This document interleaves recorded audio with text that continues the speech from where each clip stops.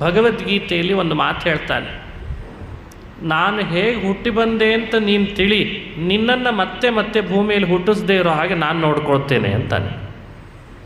ಜನ್ಮ ಕರ್ಮ ಚ ಮೇ ದಿವ್ಯಂ, ಕೃಷ್ಣನ ಮಾತು.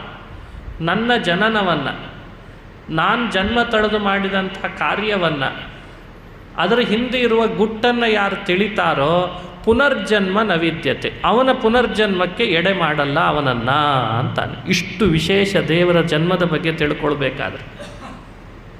ನೃಸಿಂಹನ ಅವತಾರ ಕೇಳಿದ್ದೀವಿ. ನರಸಿಂಹ ಕಂಬದಿಂದ ಬಂದ. ದೇವರು ಭೂಮಿಗೆ ಬಂದಾಗೆಲ್ಲ ಗರ್ಭವಾಸ ಮಾಡೇ ಬರೋದಾದರೆ ಕಂಬದಿಂದ ಬಂದಾಗ ಅಮ್ಮ ಎಲ್ಲಿದ್ಲು?